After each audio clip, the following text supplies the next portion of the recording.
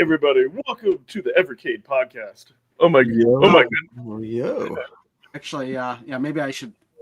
I'm still gonna keep playing, but I want to finish it. Yeah. I was gonna say. So by the title says, he is back. He is backstage. We do have Sean on. So we're gonna, We'll get him in there in a second. I see him getting ready back there. He's getting his hair done, getting his makeup done, doing a bunch of stuff, making sure he's all prim and proper. Got his wedding set up. No worries. He's in the green room. He's in the green room. Yeah, I see he's adjusting his headset. I think. Oh, Gene, good man. I think. Yeah, I see he's adjusting. Let me say hi to the chat first, real quick, and then we'll bring him in because I see Gene. No highs to Gene. Right. Who do we have? We have DES. We have Archive Gig. We have Rasta. We have the Coffee of Crypto and Nico and this guy and Brooklyn Menace. Hey, we have Genejoke. We have Nicholas Skippingtons. Zero Spirituality. Ouch, though. I was like, ouch. Why you got shit on Crow? Lloyd JRM. J South Morley. All right. We got Ballistic Coffee Boy. We got other things. I think we got Dub 64. We have Enrique and we have Ian Hobbies. Wait, he's not. Yeah, we have an Evercade fanboy. He's adjusting everything. It's funny. We have another channel member was Dominic Bradley. Okay, I think we have Philippe. I think Sean's ready. Should we bring him in? Yeah, he'll give us a thumbs up. You ready? Okay, give us a thumbs up. Okay, let's bring him in. The one, the only. Hey, Sean. Everyone, how's it going? Good.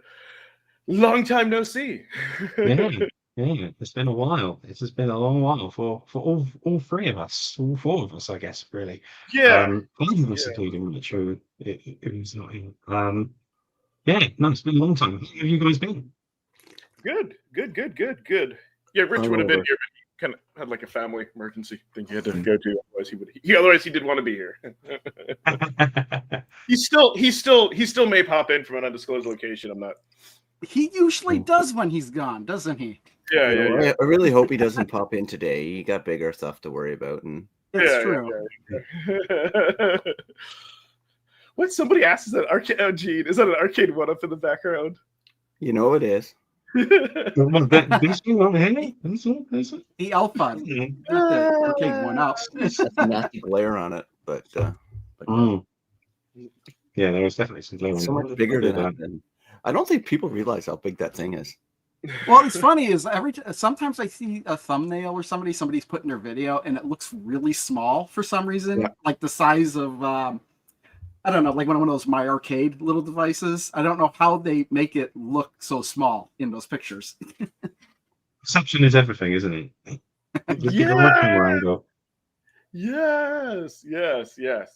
I will try to ask you some questions you can answer. And I won't beat you up to that. No, but seriously, I'm happy that Wait, why would we beat up Sean? Sean's a good guy. Good news. I was going to say we didn't actually have a proper fist fight because we were both in the same place. In August, we were both in Cologne and we missed each other. Myself? Yeah, I think so. All you had to do was go to any beer market, and I was there. I went to the Cologne Craft Corner, which is just up the back of the town, and people won't let me give away the secret. It's a lovely craft beer pub. Oh, really? One of they were selling Kolsch, and it was like, Kolsch. Do you have beer? Kolsch. And I'm like, ugh. But you were at Gamescom? Yeah, we were in the business area, so I was there. That's where I was at. I was just down from the.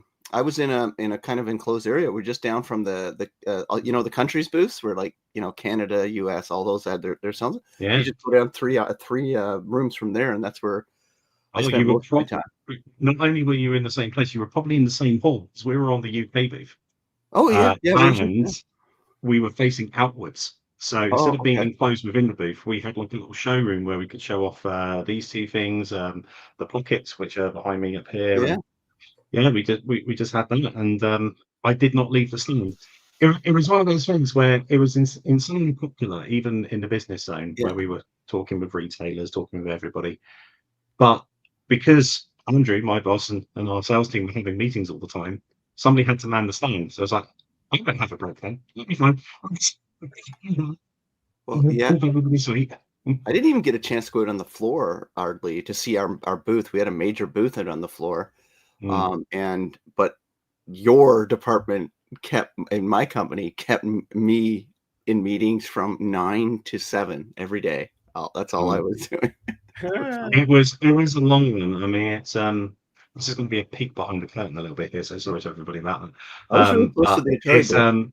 Yeah, well, I mean, I got to see it on Friday, and we'd made a bit of a mistake on thinking we could finish on Thursday night, and it turned out we couldn't finish. We had to do it Friday night, so we put down everything on Thursday, and everybody else was going home, all under lock and key, and I had a little walk around on Friday. And saw a bit of the booths and a bit of the places where everybody's working on. And yeah, I was there till Saturday morning, waiting for our courier to come and collect all of our stuff to bring it all back. It was a busy, hectic day where, like, I don't know, it feels like it's 9 till about 7, and then you have to go to some kind of party that an industry has, or one kind of thing. So you end up being there till about 9 or 10. Then you want to go to one of the bars where actually everybody you know is. So that's, I mean, for the UK people, it's called Cologne. It's an Irish bar in the middle of Cologne town. And then you realise, oh no, I'm well over 40. I can't be really this happens. I'm going back to that until about 11 o'clock and watching absolutely insane German television. Yeah. I wish I knew you were there. I really did. I would have checked out your booth in my breaks because I went to the Atari booth. I went to a bunch of different business to business booths, and because I didn't want to go out with 200,000 people in the main public area because it's too overwhelming. It's like it's insanity. Had you done it before? Gamescom, yeah, a long time ago. It wasn't as big when I first did it. That Thursday, Friday, when the public get let in, is chaotic. It's gross, man. Like Thursday was my last day. I flew back on Friday because I had meetings in LA, and when I remember seeing it Thursday, and I'm like, oh my god, like it's just a wave of humanity. Yeah, you cannot move at all. Like you are herded through things. It's that kind of wave that everything is shut off. You have to go one direction. Everybody's pushing you through. So the moment you want to go one place, you have to do the full ring round to go all the way back and do. It's crazy, but it's a great show. I love it. Yeah, I wish that that I knew you guys were there, and I would have went over and said hi and checked some stuff out for sure. But yeah, he's like, I couldn't be bothered. Look at Evercade. I'm kidding. It's like So I guess one thing that I did want to ask you, because like as you may know, like I loved like the showcase like last year. Like I thought that like how you all like created like your own like E3 and did like the part 1, the part 2. And I guess I just wanted to know, why didn't we get a showcase this year? Like I loved that. I thought that was like awesome, and I was just kind of sad that. Yeah, I mean, then the joke answer is I was very tired. The more answer is the showcases are great and they're awesome, but you end up with not that much to say for the rest of the year. We were in a good place last year that we had a lot to say. So we had the first instance where we had the Atomic Edition, we had Duke Nukem announced in the first showcase, and we had enough indie that we could dedicate an entire showcase to that, and that was incredibly successful. I think everybody loved both of those shows, but especially the indie show. It was a really nice way around it. But what happened from that point is that you knew everything that was coming for the year, probably by about June, July, and the next 6 to 8 months were everybody going, well, what's next? And you have nothing really to say until the next year. So this year, I decided very purposefully to spread out all the announcements that we had. Basically, so you have more stuff to sort of talk about throughout the year. But the showcases are not done. The showcases will be back. They will be back next year in a slightly different format that we'll be showing off new cartridges, new things in general, but it won't be just, oh, here's the next 3 or 4 months worth of stuff. It will be a lot more hyper focused than that. Nice. No, that's fine. Like mini showcases. I love the format and how you'll like showcase Duke like with that actor. That was just, oh my god, that was Yeah. So the actor, I think I said about this before. The actor is a guy called Simon Miller. He's best known as a internet wrestling critic and now actual professional wrestler. He's a I think he's a mid-card champion in our London-based one called Progress. And he's done a lot of stuff for AEW. He's done a few bits on behind the scenes for a few other people as well. And he's got a US visa. So if you're in the US and you want to go to a wrestling show, he may well be on one of the cards that you want to see. And you can go, why are you joking? So actually, since you brought up indies, that I was like, with like, well, see, as you know, like the blue cards, being sarcastic are my favorite, but I was gonna say what happened to indies this year. I can say that unsarcastically. I know. Or like that's what I just wanted to ask. Like, what happened with indies in this year? Can we expect to see more? You know, like next year. There's going to be indie within our remit for everything. You know, there's one of our things. You know, home computer, home console, arcade, and modern retro indie games. We might see a bit less of them in the short term for a couple of reasons. One of the reasons being is, you know, we've actually got through quite a lot of the more homebrew community where they've had quite a lot of games. So, you know, we've kind of got through a lot of that. And the other reason being is, you know, we want to be able to get games that are good, maybe games that you haven't played before, or games that are new to the platform, which means, you know, reaching out on different things like what engines we support, the amount of time it takes to develop them. But you will see indie still on Evercade. It might not be short term with the regularity that we have now. You'll definitely see another single cart release at some point when we've got a strong enough indie game to warrant it, because we always said that after Full Void the reception was great. So if there is another game out there that is good enough for that treatment, absolutely we'll do that. Yes. No, that's happy. No, I'm happy to hear that, because it's one of my favorite genres, because it checks all the boxes, like, you know, kind of like it's a game we've never played before. It's something that like could have existed back then. It's exciting and all that. So I think maybe last year we got spoiled, because like the Dukes and like, you know, like the Dukes and the Astro Bros, those were like my favorite. Those were like my favorite. Like, oh my god, like those like. Yeah, I think the quality of game we had last year was pretty outstanding when it came to indie. You know, we had indie heroes with Donut Dodo at the beginning of the year. We had the home computer heroes. We had Full Void. You know, Demons, Asterborg, Good Boy, Witch and Wiz. All of those games are fantastic. We had Sydney Hunter in the middle of it as well, which is indie. So, you know, we had a lot of indie last year, and we were quite spoiled for it. But you know, we were in the position to be able to do that, which was great. So, gotcha.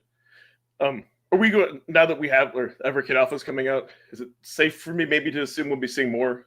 Like, could we maybe get like more arcade cards like next year? If that was up to Ed, there'd only be arcade cards. And indie, yes. I'd welcome your arcade cards, but no, yeah. I can safely say you will have a mix of all four next year.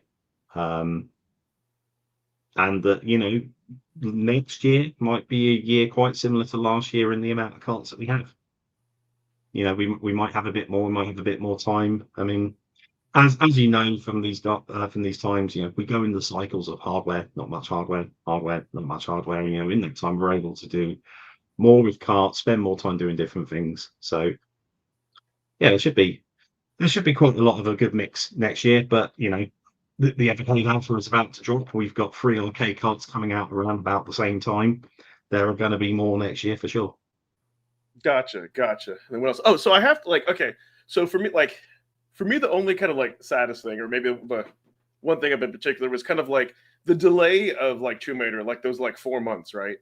I mean, like I guess what I want to know, and you can answer, like during that time, couldn't you all maybe like shifted and given us like, let's say like a Toplin cart then, and then maybe taken next year's cart and put it there? That was kind of the only pain thing, was like, I understand there can be delays with 4 months. Like there was nothing new.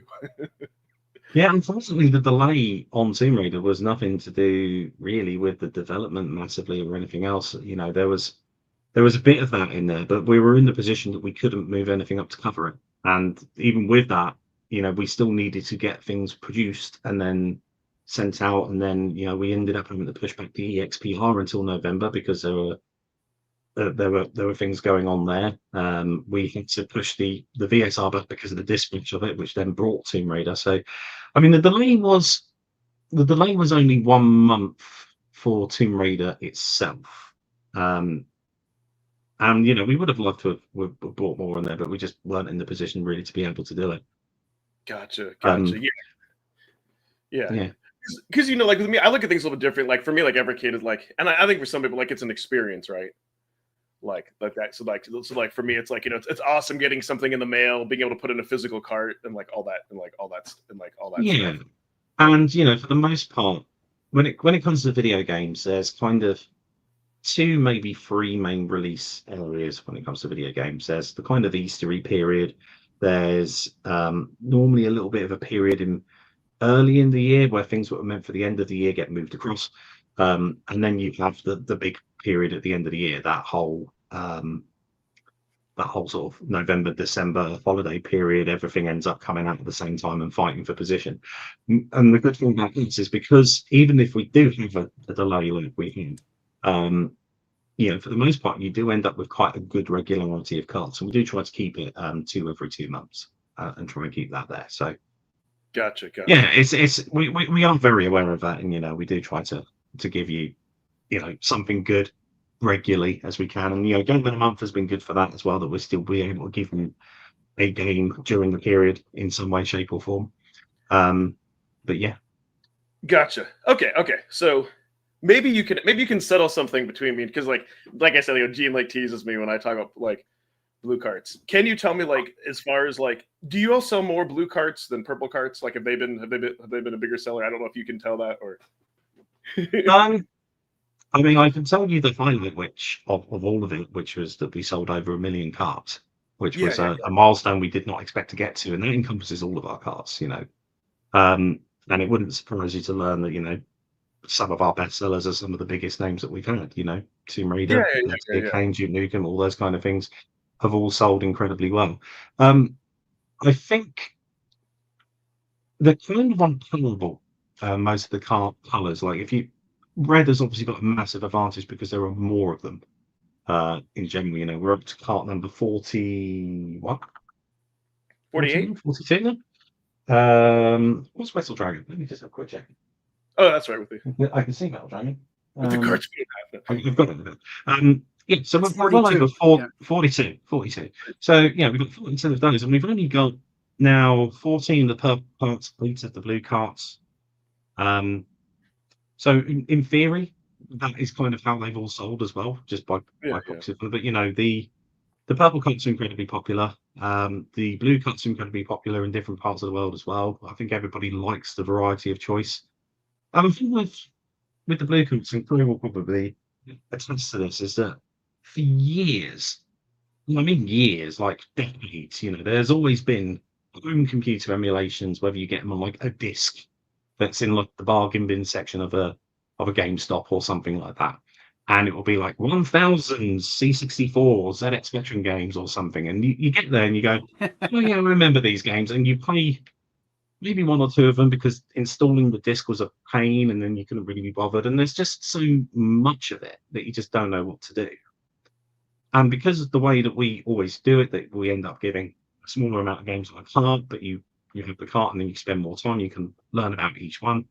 I think this has kind of opened up home computers to a lot of people that otherwise either wouldn't have experienced it or had already written off experiencing it. Because whenever even if you try to go and find them on the internet, you end up downloading a zip file that's got thousands of them, and you don't know where to go or where to start. So, yeah.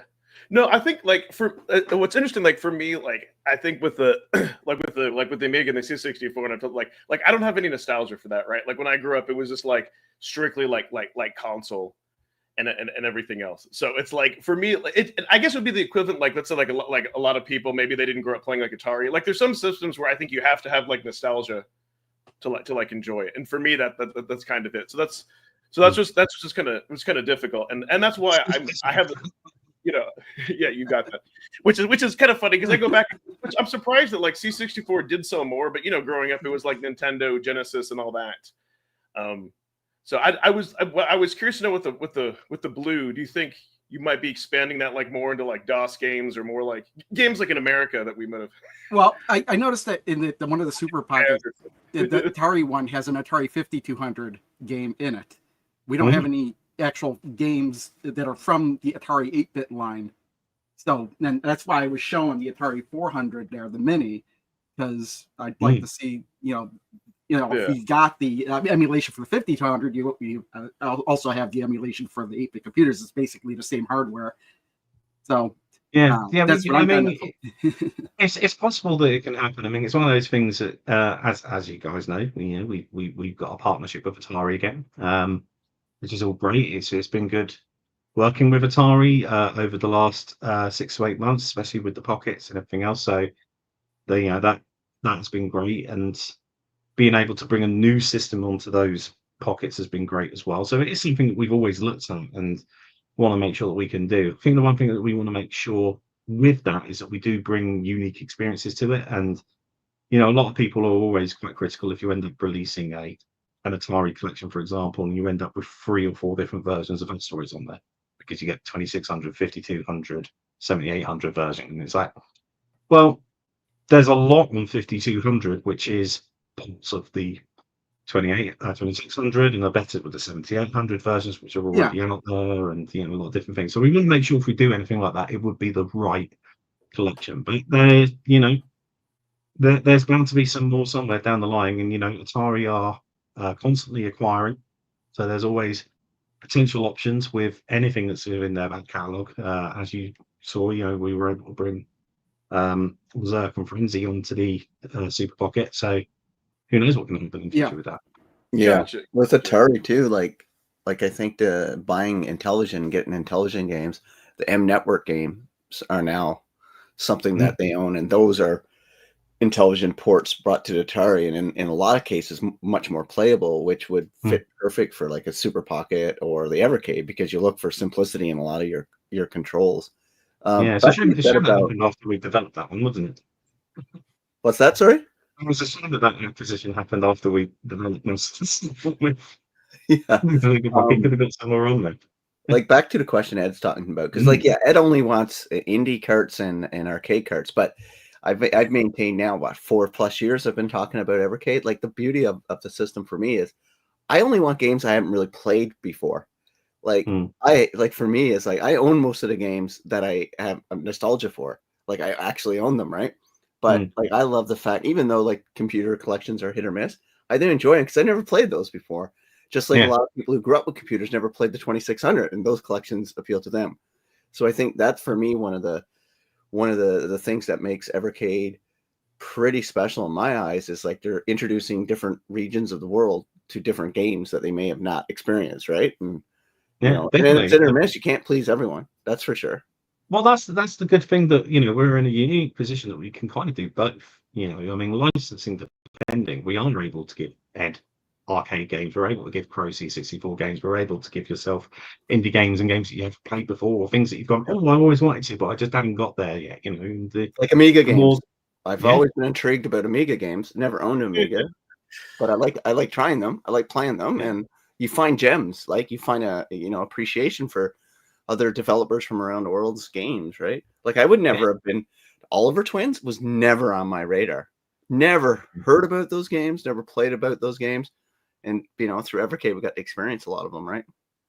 Yeah, no, exactly. And it's that kind of thing where you end up with, getting into some. I mean, it's always the way with something like this. You get into something because there's something that you recognize, or something you like, or somebody's told you that this is fun or good. I mean, it's no secret. Putting Capcom onto an arcade machine is an absolute no-brainer, because it's Capcom. Street Fighter is well known.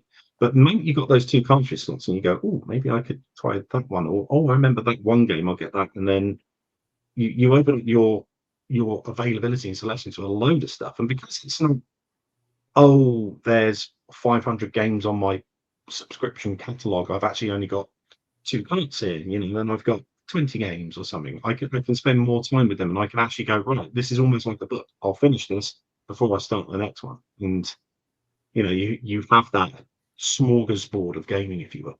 Mm-hmm. Gotcha. No, and I guess the other thing too, I figured with the blue cards. I mean, y'all are a UK based company, and it makes sense that you'd put a tribute to those games. I'm just saying that there's probably for the same reason that there's probably like a lot of UK gamers that can't relate to Atari. For me, it's just like I've tried. There have been some like the Team 17 collection and the Homebrew Heroes, like those I liked a lot. Actually, the Team 17 one is my least favorite computer collection. But no, for me, I feel like I feel that it's like I was waiting for that. Yeah, it's like I feel like it's a niche within a niche, and I just felt this year we got a lot of that, and we got like a lot of Pico, and then but we didn't get as much indie. So like just to change things up a little bit, that's all. I think that was kind of some of my Well, it's funny. Like we have 3 Commodore 64 collections, although. In the UK, the Commodore 64 experience is completely different than it was here. So I'm only really familiar with the Epix games that were on there. I really had no clue about the other ones.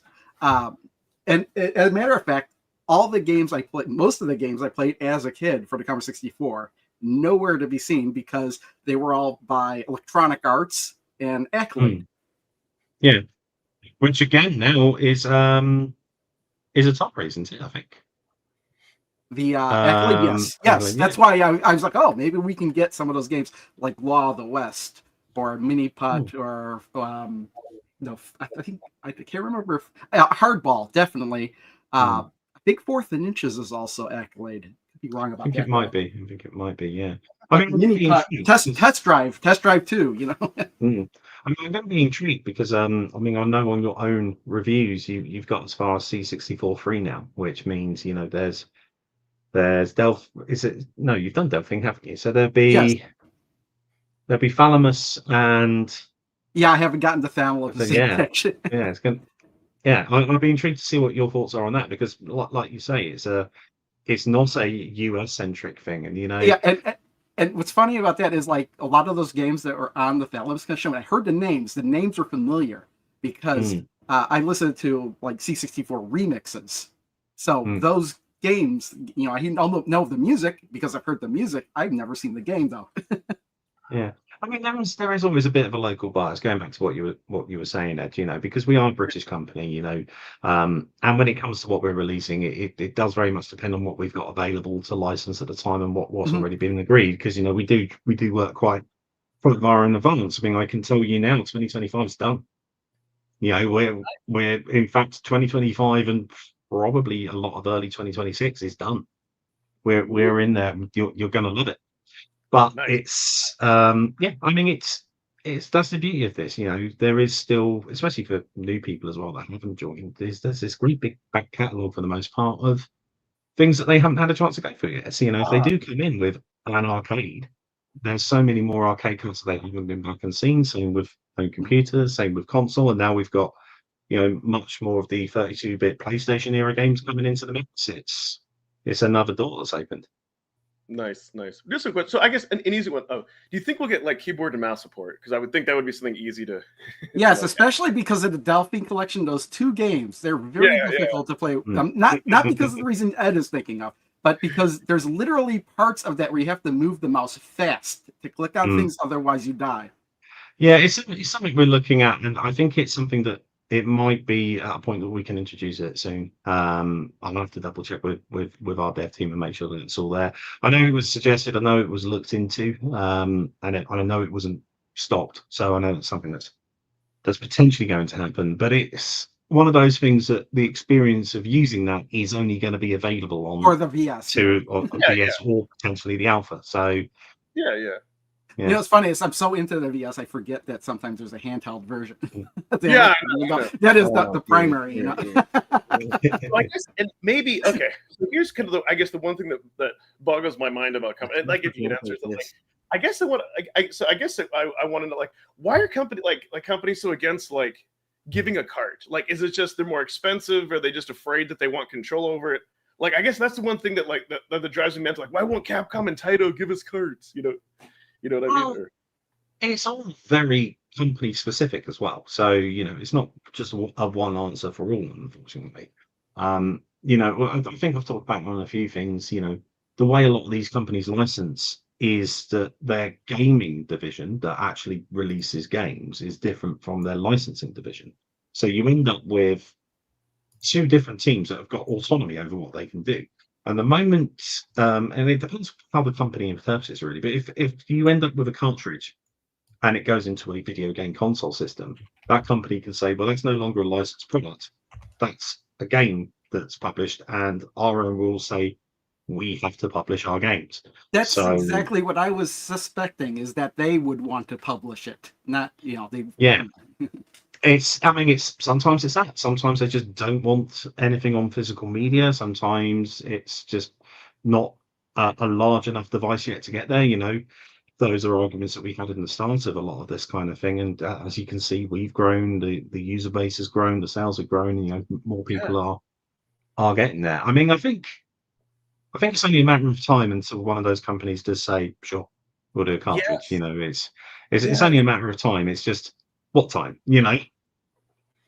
Yes, exactly. And I kind of feel like if somebody does it, like if Capcom does it, or Konami, or Sega, or like Neo Geo, or someone like that. Well, like, even some of the games we've already gotten that are only device specific, like the Capcom games or the Taito games. I'd be happy to see those as a cartridge, just because I don't want them to be stuck on a Super Pocket. Yes, exactly. No, and that's where I have like mixed feelings. Like playing something like Super Pocket is, it's like, okay, cool, we get this, but then it's sad because those games are trapped. Like I can't even stream them. Like, well, you technically can.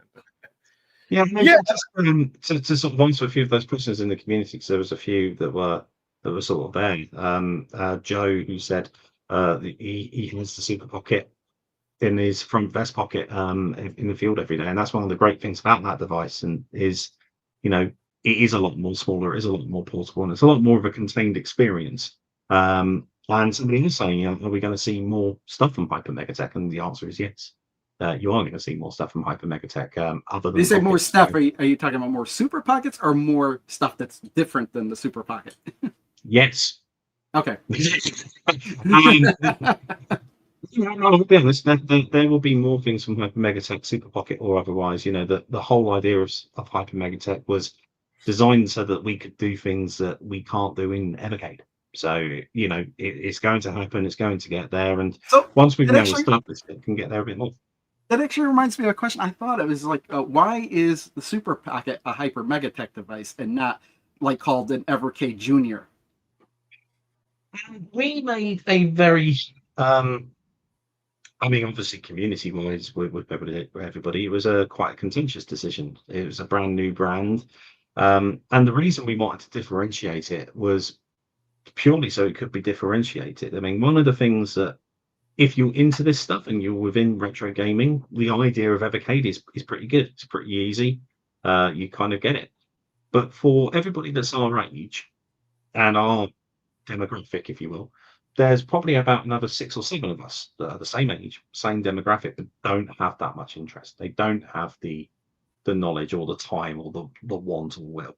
So giving them something as Evercade could be quite confusing, because they'll go, oh, I have to do this, I have to do this, I have to do that. And having the clean slate with Hyper Megatech gave us, the ability to do these things with the built-in stuff, the ability to put an Evercade slot on there if people wanted to, but to give everybody a very honed experience where it was just like, off the shelf, here you go. Great stuff. And that has worked. And it's worked in getting more people into Evercade and kind of introducing it to them a bit more as well. It's one of the main reasons we've been able to sell so many cards. When the Super Pocket was in development, was the ability to add an Evercade cartridge into it always part of the plan from the beginning, or was that something that was like, hey, we could use this to add in Evercade carts because it's kind of running the same hardware kind of thing?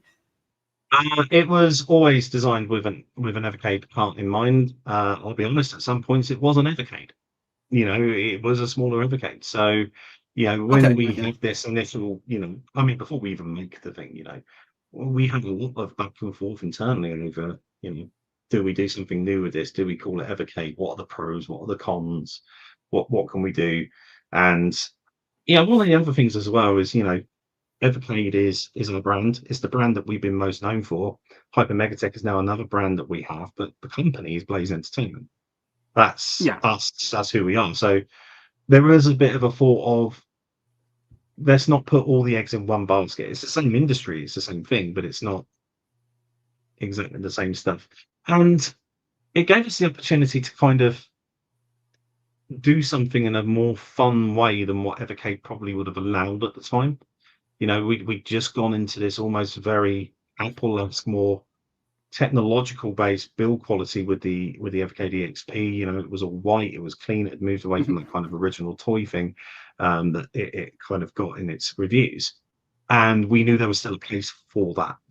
And when you look at like other devices that are out there, you know, there are devices there where you've got a pocket plane, you've got a slightly larger arcade plane, and they can work because they work with the branding of what's on them rather than their own company brand or anything else like that. Whereas we weren't able really to do that until recently with the Alpha. So it gave us a lot more opportunity to do different things, and that's something we'll carry on with as well as we go forward into the coming years with it. Great question. Actually, since you brought up the Alpha, that's what I wanted to ask. Like, what was kind of the plan? Like, who was the Evercade Alpha for? That was kind of like me. It's for me. I told you that. But I'm just curious. You like what was like the vision kind of behind that? There was always an element of the Alpha being a possibility because we knew that arcade was a form factor that we'd want to explore in some way, shape, or form. And you know, Evercade has got the word "cade" in the name. We'd have been absolutely dragged through the streets if we hadn't at some point gone to arcade, which, you know, we did with the Cologne. But one of the things that we knew that we wanted to do is we wanted to experiment with the products and in the space. And an arcade machine is probably, you know, the coolest thing you can probably do in this space, really, outside of doing something that's completely new. So it was always within the plan to do something like that. What sort of took its time was how best to position it and who to position it for.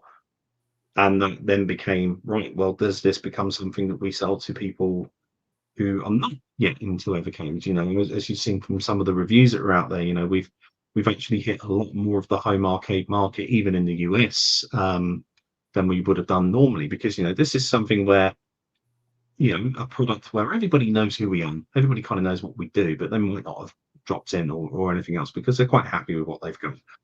The idea of doing this arcade unit ends up disrupting what a lot of people think is currently available and giving them new ideas and fresher ideas. I know a lot of companies out there are taking note of what we're doing with this thing.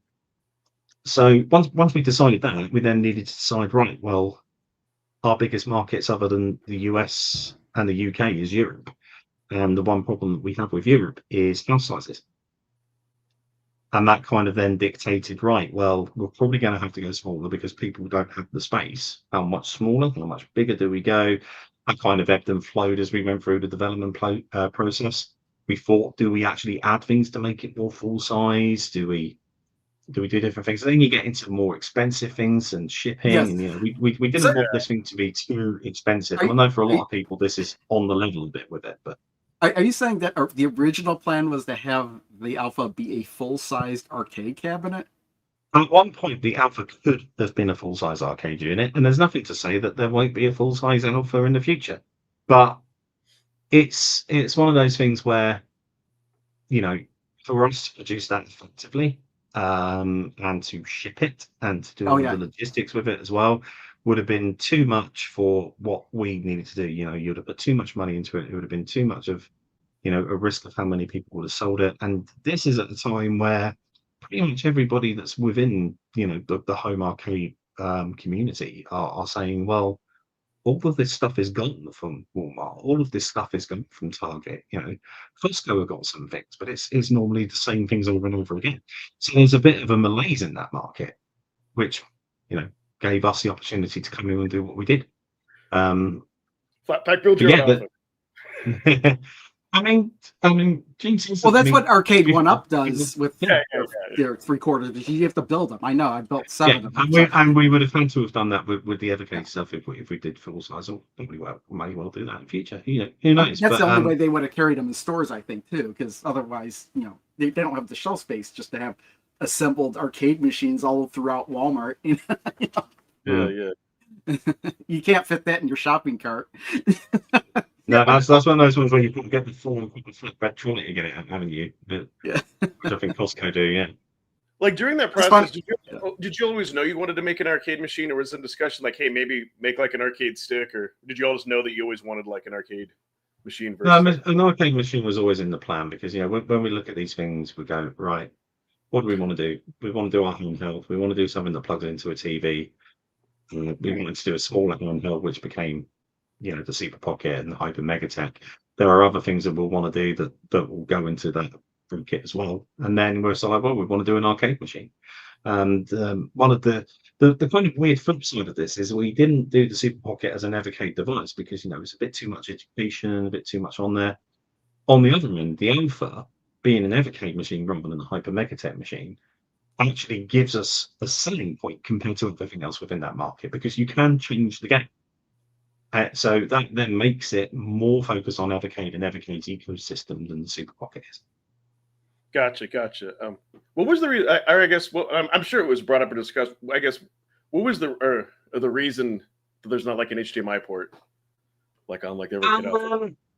It's two reasons, mainly. One of the reasons is it would have increased the cost because we'd have had to have put more processing power and more different things into the unit because you'd have to have done, you know, to its own internal screen and then to something else. And, you know, we didn't want to overcomplicate what the offering was. And in the market, that's kind of established. You know, the other countercades, as they're called, and various other things don't have HDMI out. So this is commonplace within the market. And it's one of those things we could have potentially done, but it would have added more cost. It would have added more complication. And we're like, okay, there's not much point really doing that. And the second point is, as we found throughout probably the last 2.5 years, once we do offer multiplayer on both of the VS and you know, we've always kept multiplayer in our games for local ever since the beginning. Evercade is very much a single player experience for a lot of people because it's majority handheld. You know, there are people that play with their kids or do different things, and that's great. I know Rich plays with his kids. I know Rich gives his handhelds to his kids, you know, and stuff like that. But we know for the most part that even though it's a feature that people want, it's not a feature that people use. So that then when we went to the sort of thought process of how we make this product, you know, do we do it with the wings with 2 players on it or something else with stuff? No, let's just hyper focus on the best experience that someone can have with this. You know, you want to be in there and feel like you're playing an arcade machine. And, you know, so most of them, more often than not, especially nowadays, it's just you doing it. I mean, there's probably a mate around the corner looking over your shoulder. You're probably going to the next person. You're taking it in turns where everybody has a good time. So there's still that joviality about it. And with the 2 USB ports, the fact that you can do 2-player and you can use, you know, 2 arcade sticks plugged into it in 1 and 2 if you wanted to, and not even use the deck. So this is available to do. The VS can do the same as well. But yeah, it Evercade, whilst it can do multiplayer, and I think this is actually endemic of a lot of gaming at the moment. I think a lot of gaming experiences where they're not an online-based game are primarily single player. And I think a lot of people do play single player a lot more than they probably realize. Gotcha. Yeah, no, I was curious, and I'm guessing. Well, it's kind of funny because I'm more like a portable. I'm guessing probably that's the reason why it doesn't have a battery, because there would be more of a cost. Oh, you know what though, with the whole battery thing, I think that's really a non-issue because if you really want to play that portably, you could just take a power bank and plug it right in. Interestingly enough, yeah, we haven't emphasized that because obviously, you know, we provide the plug and you can do all those kind of things. And you know, putting a battery in there is just something else to do. And again, it's not really common in the market. Right. Somebody can speak for themselves in with that comment. I'm saying nothing. But I know that there is a review about to come out that has tested this with power banks, with a battery plug specifically, and make sure that they're the right voltage. And you know, we don't recommend or say you should use a battery plug, but we do know it works. And this review that's going to come out, I think next week, about it, it's going to say about that. I know that's going to be of big importance to Detroit Love from the Super Gamer Indies because he wants everything with power bank. So, you know, the options then for people to do it is just going to be outside the norm of what we did. And Gotcha. And then I guess more on the which kind of interesting on the topic of Alpha, because I kind of go back and forth, because I think it is important to have like a big name carry the brand. Let's say having Capcom. So I guess, and that's what I'm thinking. That's what the decision was made. Like, hey, we want to have a big name. We already have a license agreement. Versus, let's say if it wasn't branded, and let's say maybe it came with cards. Was because it's having it that way, coming with the cards. Yes, that fills with the Evercade philosophy being physical media. But I take it you all probably went with a big name like Capcom because you wanted it to appeal to the other markets and home arcades, right? I guess was that kind of like the trade-off?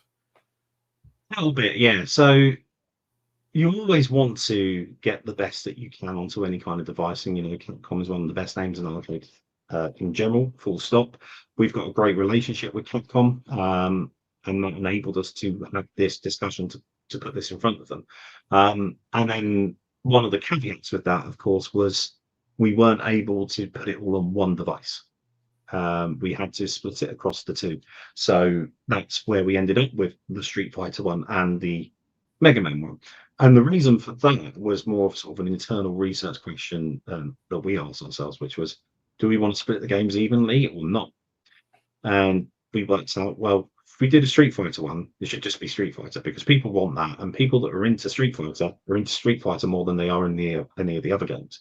And people that are into the other games, much more into those than they are Street Fighter. So if we keep them separate, everybody's kind of happy, they've got their own option. And then we had the ability, because of the way we did this license, which was we could bring something new to these that hadn't been done in this form factor before. And that's why we've got Street Fighter Alpha. And I think I said this on a podcast earlier in the year, that people are a bit confused as to why it's only just now that we're getting these games. And for our point, we just asked if we could have them. And Capcom said yes. So, and I don't think, that was, something that hadn't happened before. Was other different things, or, working on the emulation and those kind of things. Because, just like any of our cards, the work that's gone into making the emulation from our development team is stellar. It's from most of the reviews that I've seen so far, there are people that are really putting it through its paces who are proper Street Fighter fans, and the lag is not an issue for anyone because there isn't any. It's barely there. So yeah, Nice. it's one of those things you kind of have to go with it. And if we'd have done this without that kind of name and that kind of brand, we'd have to have carried it on the Evercade brand. And is the Evercade brand big enough versus something like Capcom? Obviously not. So we go with that. Gotcha. And then Hey, you Sean. kind of see the shirt, or maybe you can say this, like, do you all have a relationship with SNK? Because I've heard like various comments and things, with like the Neo Geo X. Do I dare say, like, I don't even know if you can say like is there? I don't, like, do you all have a relationship with SNK? Could we ever see like a SNK card? I don't know what you can say to that or not. So yeah, I mean the Neo Geo X, I think, was published by a company that was actually before our time, but was tangentially involved or something like that. So but there were Neo Geo things that were sort of out in the market all the time. They've got a contract with other people at the moment, because I know they've been doing their own things. They've been releasing their own software on Switch, and you keep a lot of that. But it's always one of those people. I know I say this and it sounds like it's words, but it is true that we constantly have conversations with everybody that we can. And it becomes the right place, right time at some point. So I'm sure at some place and at some time in the future, SNK Neo Geo may well be a thing that we can do. It's just right place, right time for all parties, really. Gotcha. Yeah, they do have a lot of those digital collections, because I was just like like a lot of us, like a childhood fantasy was always like to own like a Neo Geo like on physical media, and like it's just too expensive like to produce Neo Geo carts, and so like really the only other option like Evercade would be an awesome like avenue to like do that. Like if you all could ever get that, and then like you open the whole branch to like the YouTubers in Japan who like do like retro game hunting, and then they could like compare it to the that would be. Well, that's an interesting thing, because I mean, it's something that a lot of people probably don't know. We don't sell in Japan, but we now have quite a following beginning to build up. And I think primarily it started with the Super Pockets. But you will see when you search on YouTube, there are more Japanese people doing videos about Evercade and the Evercade news. And it's an interesting place. There's a lot of different things in Japan when it comes to these kind of devices. I mean, you won't see many Japanese people talking about other handhelds where you don't have a physical cartridge system where you purchase the games because of a lot of different laws and moralities based around that in Japan.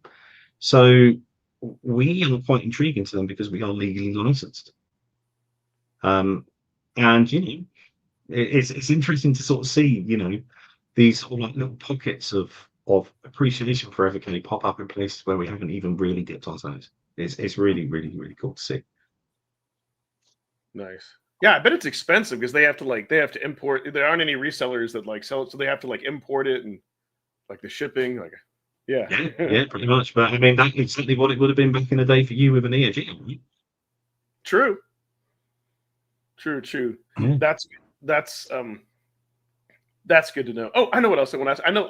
This is how long it was last year. I remember this was before like the like Sunsoft collection and all that. I kind of talked about Namco, and I remember you saying like, hey, to talk to like some like Japanese developers, you'd have to go to Japan, and the pandemic, did slow that down. Like, I don't like, is that like a possibility in the future? Like in the future, like to get like the Sunsoft 2 collection was like Euphoria, right? Like I completed that recently, and that was one of those like hidden gems that like I never knew, I never knew like really like existed, and it was like very different in a lot of yeah. I mean, we've been lucky with some of our Japanese stuff, both on the arcade and also in the home console space.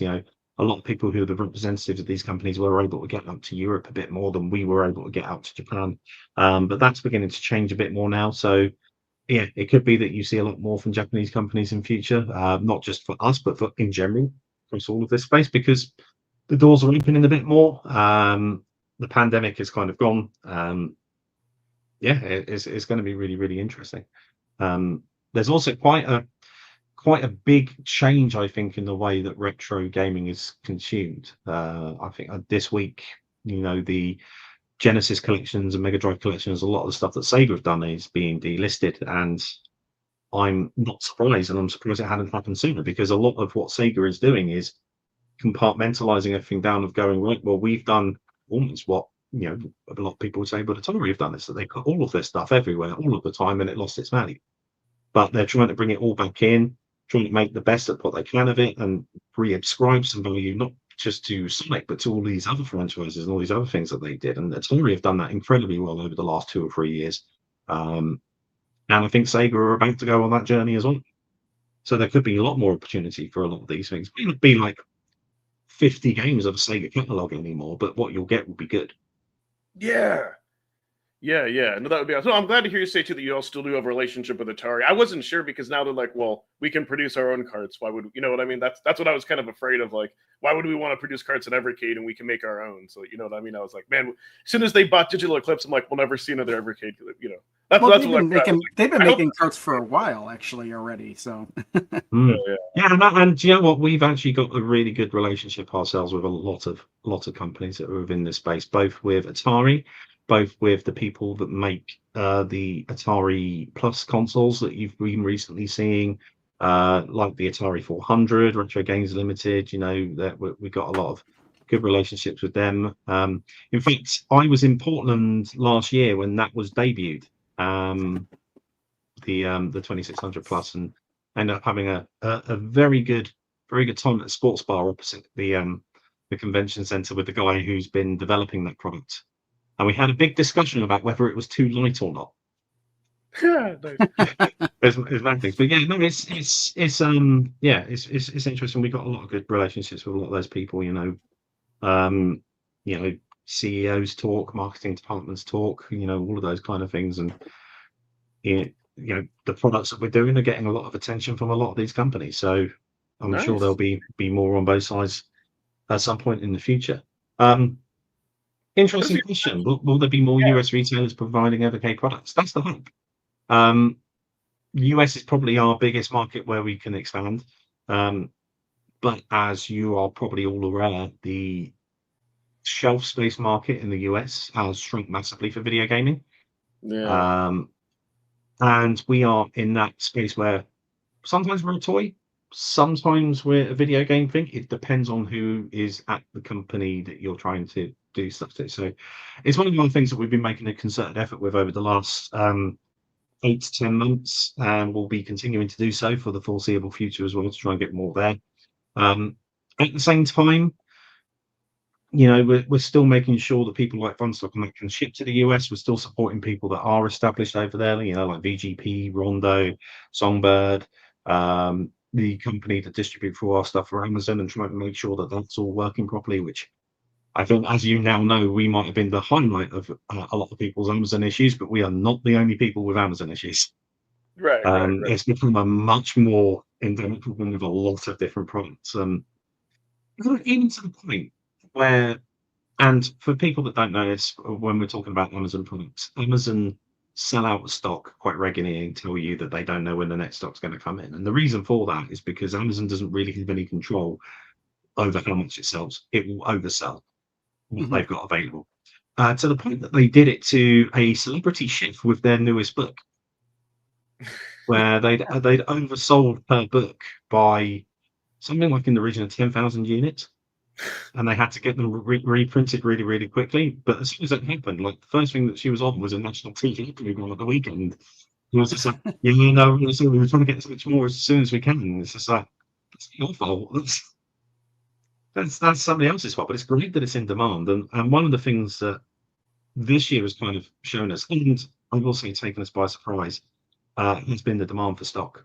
And not just carts for hardware. You know, people want to play Evercade, and it's not just people that want to buy all of the things that we do who are established in there. We've got a lot of new people coming into the Evercade ecosystem who want to get in, and we possibly misjudged a little bit how much it was.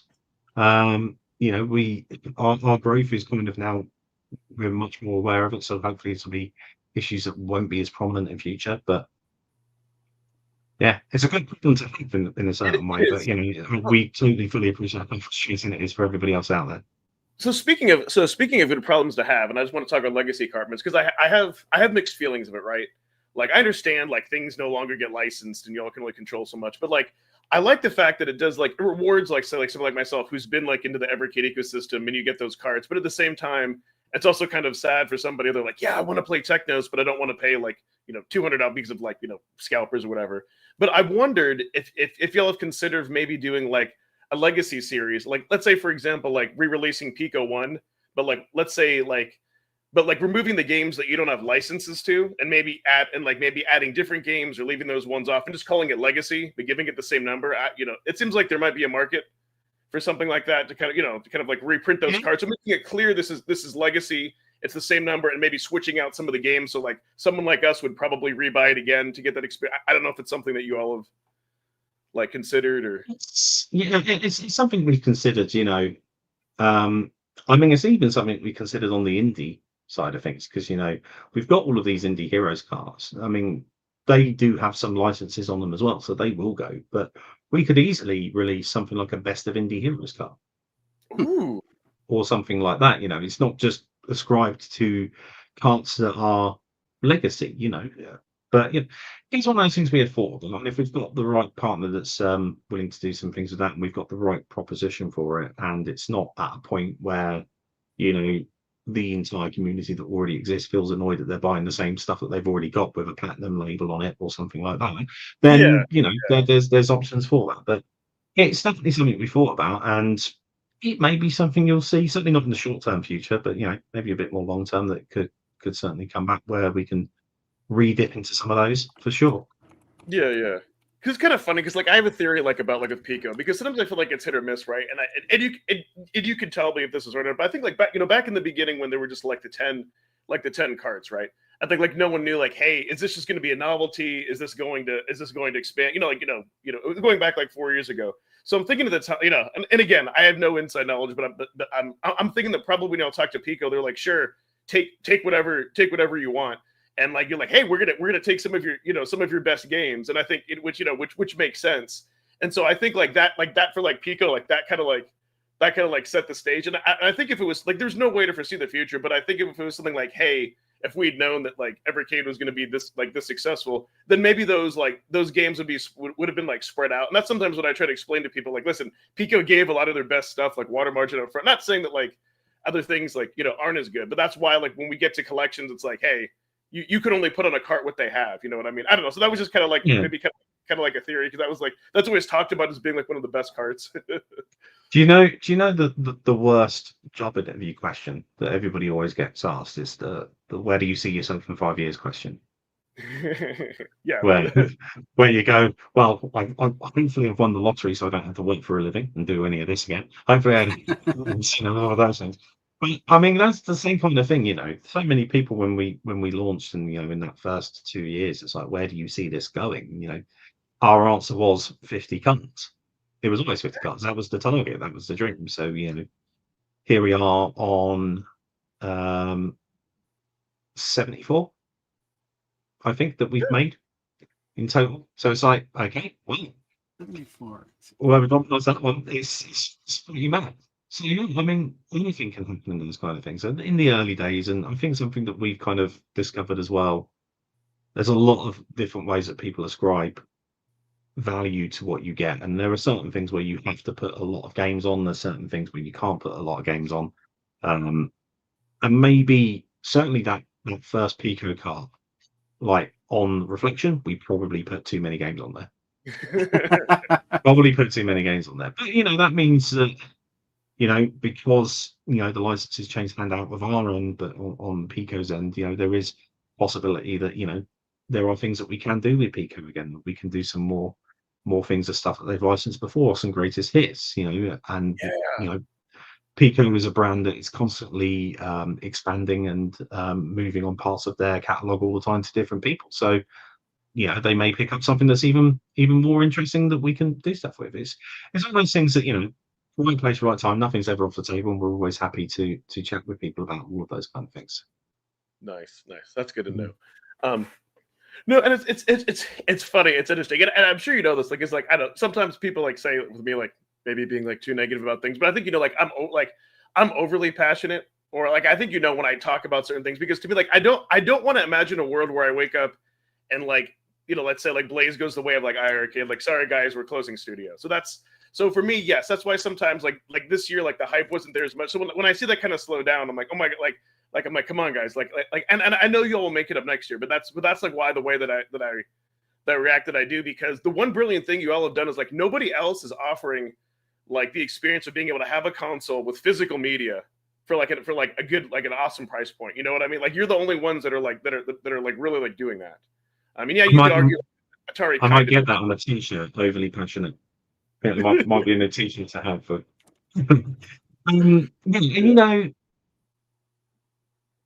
everything is going to have negativity in any kind of way, shape, or form, because not everything is for everyone, and that's been the way of everything since dot. There are going to be things that we do that people don't like. There'll be things that we do that people will like. There'll be things on both sides. It's always the way. And one of the things that we've always said in this space is people like us, people within this space that make these products. This is all complementary. It's competitive, of course, because it's industry and it's business, but it's not. We want to put people out of business for ourselves. We're not in the interest of monopolizing retro gaming. We want to become the number one retro gaming company because, of course, who doesn't? But you don't want to see, things like iArcade disappearing, because that's another way to play. That's another option for a lot of people, and it's interesting in the fact that they did have a more overly digital model in the way that they did things. And it's a shame that that happened in the way that it did. You've got lots of different options out there now. We still have Antstream, we still have Arcade 1-Up. We coexist. People like both. We still have My Arcade. We all coexist. We can have both. It's one of those things where I think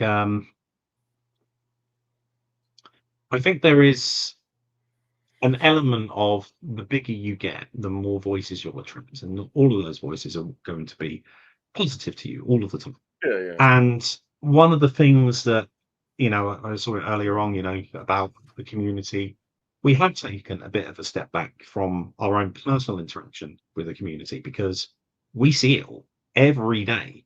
Like I can't use Facebook at all without 3 or 4 Evercade groups and every single thing that they do going online. That's before anything from my family, which I don't want to see anyway.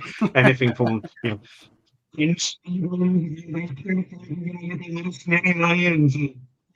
Made my headphones. Style, personality, and all that.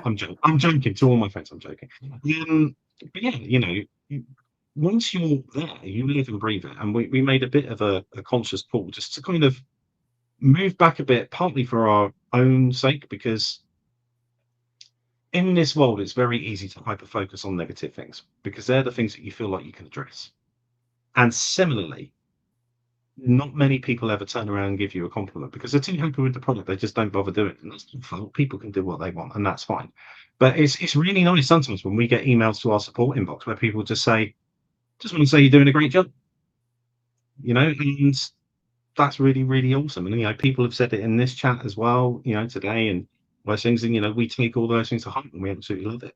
But everything's growing. It's growing massively. It's one of those things where we want to make sure that we do the right things for the company and for us and for the business as well. And when you get to the stage of negativity and comments and feedback and things that comes in, you end up trying to please a lot of things that can never be pleased, that can never be satisfied. And you end up chasing the dragon over and over again, and you end up being nowhere really, and you forget why you started in the first place. So it did mean us scaling back a bit in the way that we approached community, and maybe that will scale up in future as we grow, if we get more community support and we can do things a bit more.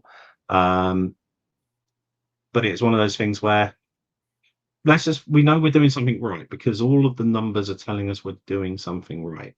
In the last year, our YouTube channel subscribers doubled.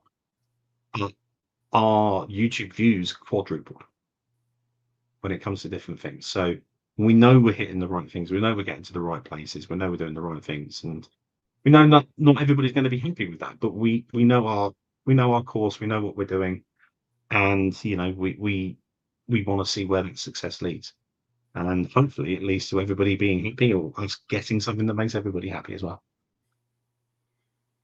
Nice. No, well, definitely well said. Well, I know you definitely. No, you definitely made one man very happy because he was like, I asked for LOK last year, and it came true.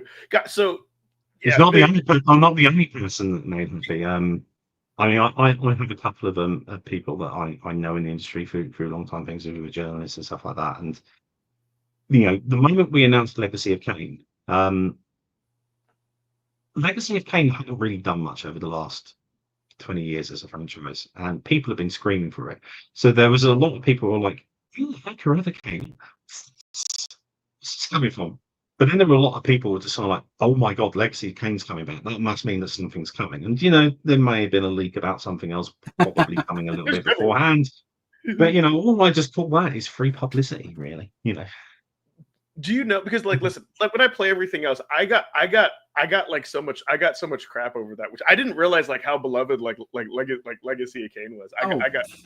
You deserved all the crap you got on that. Yeah, you didn't know 100%. If it's not Donut Dodo, you flip out. You deserved all the crap you got on that. Yeah, it's one of those games that I think is like Tomb Raider. It's very important to that history of consoles, and I think a lot of people realize when they get into things and it's not what they thought it was, or not what they felt like it was, or something like that. They kind of learn a little bit about what their own nostalgia is. It's one of those things. If you went to somebody in the street and you said, name a game, what's video gaming to you? Like just anybody in America randomly in the street, maybe you have something that is mostly America specific, but it kind of goes everywhere. That one particular thing that was highly successful becomes the de facto word for that entire thing for them. When you guys were growing up and I was growing up, Atari was the main player. So when people said video gaming, they didn't say video games, they said Atari. Mm-hmm.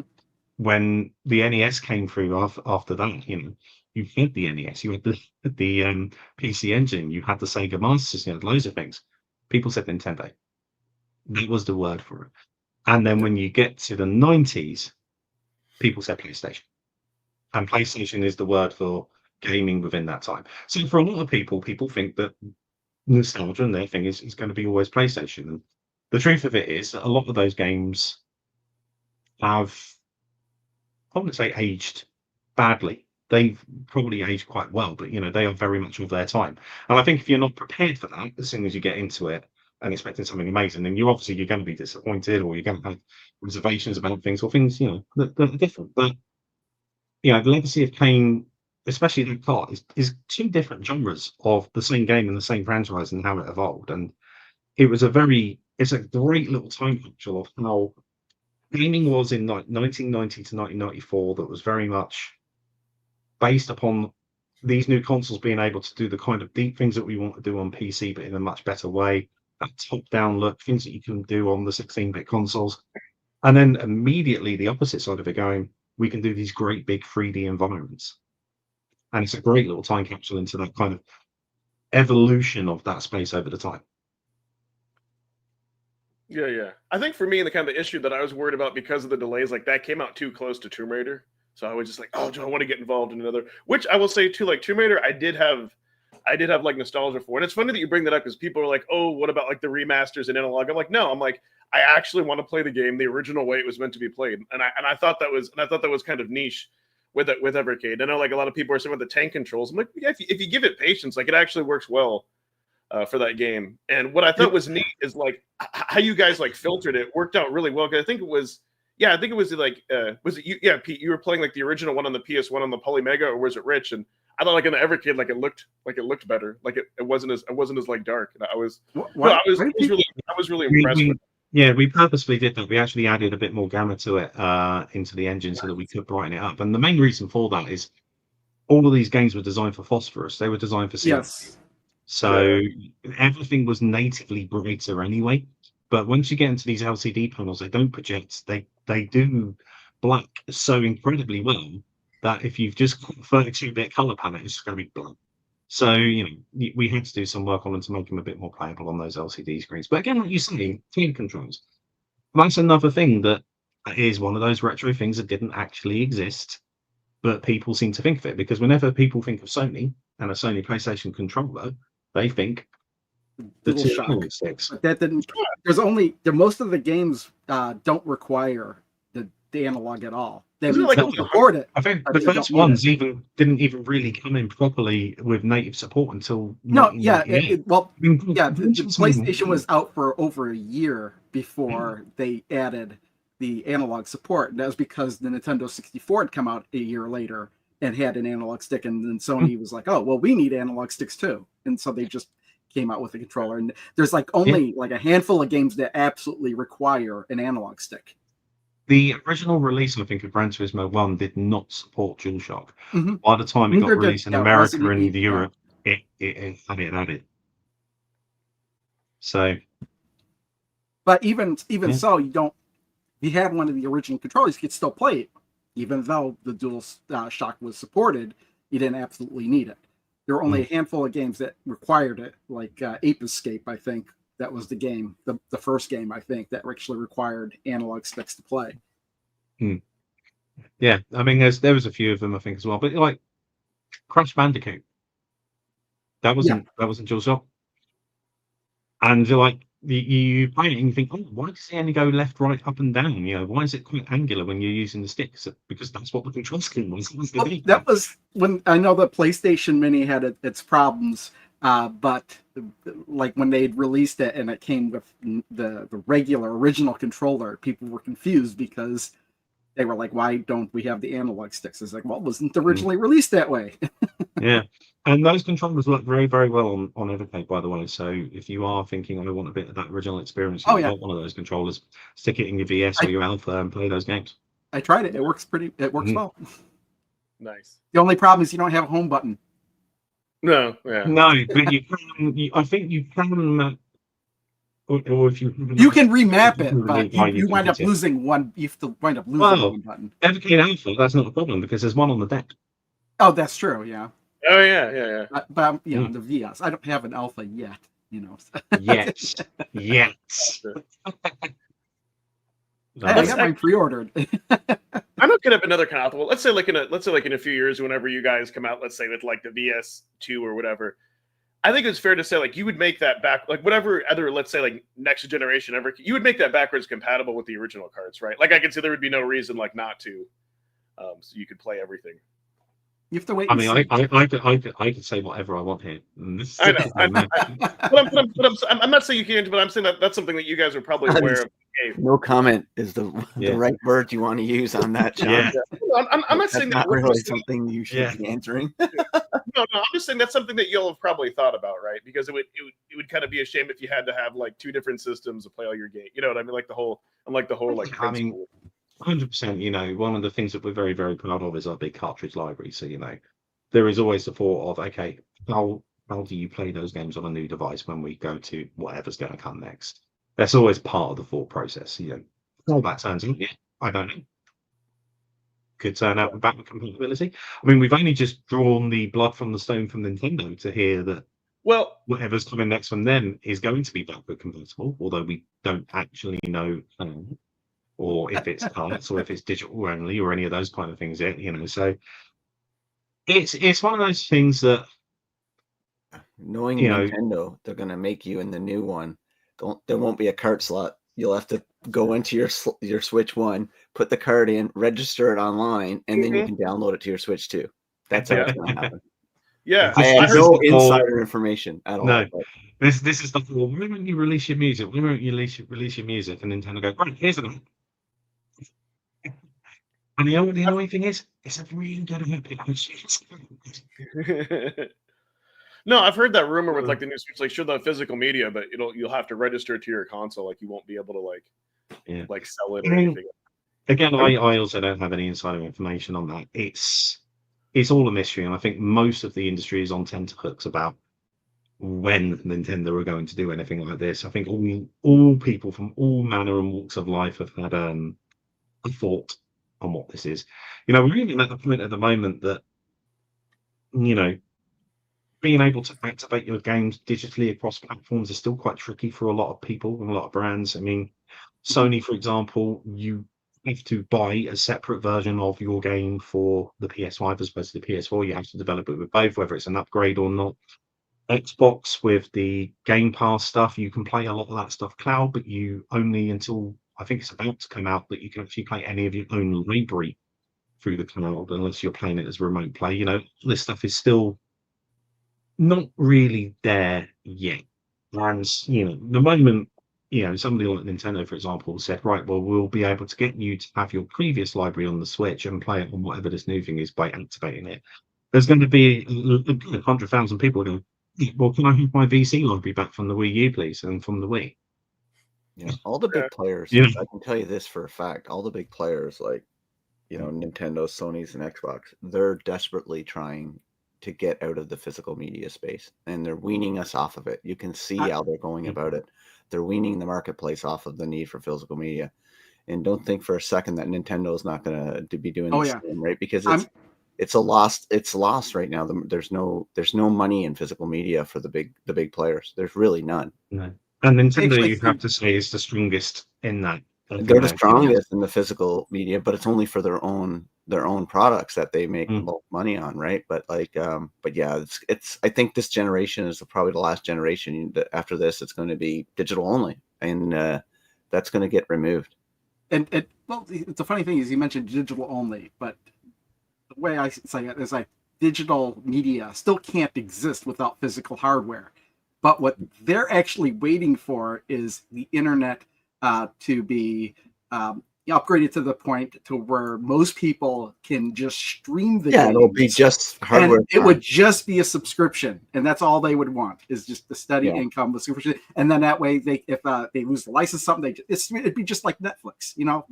Remove games and add games, and you just play it streaming. You have you don't really own digital games now on the platform. You don't own them. You have a license. You don't own them. Yeah, well, that's the thing. It's pretty much the same thing with physical media. If you think about it, you don't own the game. You just own the media the game happens to be on. It's a key. Yeah, it's just a key to unlock.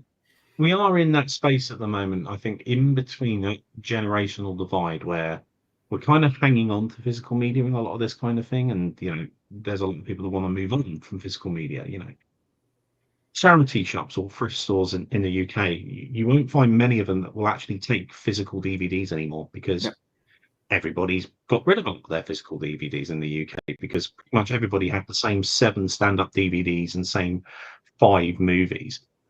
Same way, when Dan Brown's The Da Vinci Code came out, every single thrift store had about 27 million copies of it because everybody read it and went, "Oh, that's great." Right? It was huge, but it was huge for a short time. And we've had that period now where everybody's beginning to downsize on what they've got. They're trying to be much more effective in the way that they live and all these things. And streaming and Netflix and all these kind of things have made it much more practical to do that. Well, it's easier. And people are inherently getting lazier. And that's the whole point of progression in life, I guess, is, but like, when you go to your DVD, I got to take it out of the case. Oh, I got to find it, put it in my thing. Oh, it's scratch. But you can go to YouTube and download the video, stream it directly off there. And the fidelity might not necessarily be the same if you're in 4K, but it's like, it's a service industry right now. And the same as games.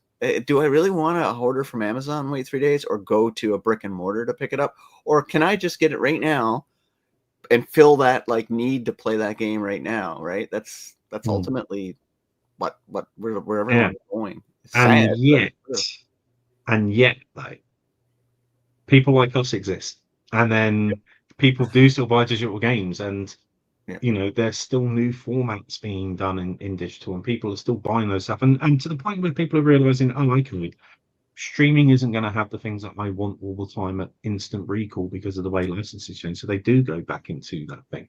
People have kind of gone back into books. People have gone kind of into those kind of things. So there's this kind of this to and fro, this tugging and pulling between people ready to let go and people not yet ready to let go. I think the reason that people are not yet ready to let go is because of the amount of control that you as a consumer would lose over the products that you are trying to get. Like Pete says, most of these games that you get digitally are a license to play the game. They're not actually ownership of the game.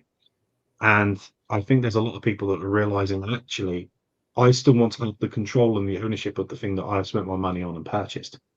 And you've got to have something still that creates something competitive within that whole market. I mean, if you look at like digital gaming and like sales on Xbox Store, PlayStation Store, the sale prices that you're getting at 50% off on those games are nowhere near as good as they were 7 or 8 years ago.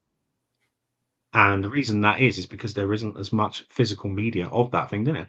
Vinyl is a great example of why of physical media being brought back, because people want to not pay money to streaming services or don't want the adverts and don't want to pay the money, but the artists themselves are trying to find new ways to get money because they're not getting it out of those streaming services because the royalties are so low.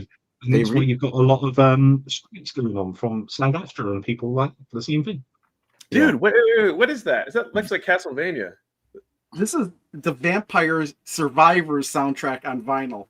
Yeah. Oh my god, that's what I was gonna say. Like, dude.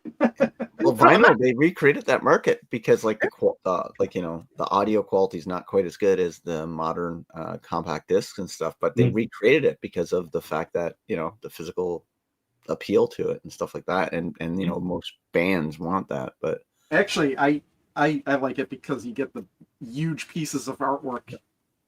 Well, for the same reason, I haven't done it yet. I might pre-order the 8 LP Halo soundtrack vinyl that just got announced this week. I think it's spent like $120, £140, something like that. But it's the first 3 games on vinyl as their soundtracks, and so I've listened to their soundtracks countless times. I've just never purchased them on CD or anything, and I'm looking at them on vinyl. I'm like, yes, please. Yeah, I'll have that. Yeah. I just don't know if I want to get into the vinyl. Like, I'm like, because I grew up when vinyl was a thing. So when I was a thing, something like this, we had vinyl. Alien Crush on vinyl. I mean, nice. And the difference in quality in the jumps. Like, I started with 8-track. I don't know if you guys had 8-track in England, but we had 8-track. Then we went was vinyl, 8-track, then cassettes. But when CDs came out, the quality of that music was so far better than what I was listening to. I didn't have the greatest analog player. It was the needle, and you need a really good vinyl player, like record player, to actually take that sound out. But it'll never, like, it's just like it's funny how we reverted back to that a little bit, and now everybody thinks analog. The analog signal coming out of vinyl is amazing, and they're hearing music differently. Of course, you're hearing it differently because it's producing a different sound. Like, are you familiar with how Electronic Arts used to package their game for Commodore 64 at all? If not, I got something to show you. Is it like the slightly weirder, larger box kind of thing? I think I remember. EA always had different ways to package their goods. Like, remember Sega? They used to have this different cart. They packaged them like little. That was it, yeah. Yeah. So I did see some of them when I was in Portland last year, actually. They were really, really this cool. is what I grew up with, and I thought that was just awesome. And they put it on a shelf really nice, and you get nice pieces. That was the whole point, right? Because they needed that shelf space. And they had like the game designer in there, you know? Yeah. Remember when cassettes in the 80s used to come in long boxes? I don't know if you used to get the long box. The cassette would be down on the bottom. And then CDs did it for the longest time. And you go and say, oh, yeah, that looks good. It's funny that we're seeing that out because check out on HBO Max Game Changers, and they talk about how EA Games, like, they had producers and they made like their developers be like rock stars. They used that exact model. I was like, that's pretty cool. Have you ever seen the boxes the original Atari 400 game cartridges came in? Yeah, I think I saw some last year at Portland. Yeah, they were mad. They're huge. They're like the size of a sheet of paper. Or a ream. Yeah. Oh my god, that's pretty cool. That's just good art, like, in a lot of ways. I like having that. Yeah, and I love the art on this stuff. Box art is and then look at the back of the box, and it's mostly empty. Yeah, I mean, just seeing what Fred's saying now, we won't get into the whole argument that a lot of the vinyl LPs that are coming out now are not going to be sounding any better than CDs because they're done from the CD masters, which have a lower kilobyte per second rate and therefore have a much more compressed sound. We won't get into that. It's still. Yeah. It's like, because like the record industry had no nostalgia for their previous technologies. They blew past that and everything was just upgraded. You go try to find a studio now anywhere. We did some recordings at Little Mountain Sound here in Vancouver, the famous studio. It's a different name now. We did some recordings, and that's places like, where some major bands recorded albums. Def Leppard was there, Bon Jovi, all of it. Anyway, went there. They have none of their original stuff. It's all modern now. All the recording studios. So, like, like to your point, they're recording with modern stuff. So taking vinyls off of that, you're actually just getting a CD version on a scratchy turntable if you haven't got a good turntable, right? Yeah, exactly, 100%. 100%. But I mean, it's funny. It's not like any industry to completely not think about preservation and go down that route, is it? I mean, it's every industry wants to push their technology to maximize their profits, and that's just part of business. Like, right? Why would you hold on to old stuff? Because you got to hold on to people who. It's like the banking industry, right? When they upgraded all their software, a lot of people lost their jobs because they didn't retrain in the new software and stuff like that, right? You got to move forward. It's just the way it is. I mean, I can tell you there's a lot of the banking industry that has not moved forward on purpose, and that purpose being these systems are now so old, they're actually much more secure. Yeah, that's true. Yeah. All programmed in COBOL and C. Yeah. Hey, that's what I did in my internship. I did COBOL at McDonald's. Yeah, I did COBOL. I did COBOL in the early 80s. I did Pascal. I did all those stuff. Like procedural-based languages, that's basically what the banking industry is based on. They don't do object-oriented, right? Because it's too open source. You can... C++ is not a language you want your financial institutions using. I can tell you that right now. Yeah, definitely. Well, we kind of diverged off topic. Yeah, we did. But Evercade is the modern day vinyl. I think that's kind of like the point. Like, I love that analogy. Like, I feel like Evercade is like the modern day vinyl. Yeah, and that's why it's an analogy I will certainly lean into where I can. It's a good one because, again, like, when we look at, it's easy enough for the comparison to make, isn't it? You look at these choice cuts that you might not have played before. These are your album tracks, aren't they? So, yeah. Well, I mean, you look at it, right? You just showed an album, right? And you look at one of these cards. What's the difference? There is no difference. You open it up, got a nice cover art, something appealing.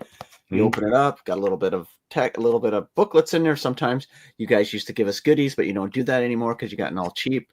It depends on the cartridge. And then you got this. Yeah. Because tomorrow I saw stickers in some new Toe playing cartridge somewhere. Yeah, this is the perfect analogy, right? Like, this is why I got into the system. It's like, play games Yeah. I'm in no way one to spend a whole lot of money to buy individually. Yeah.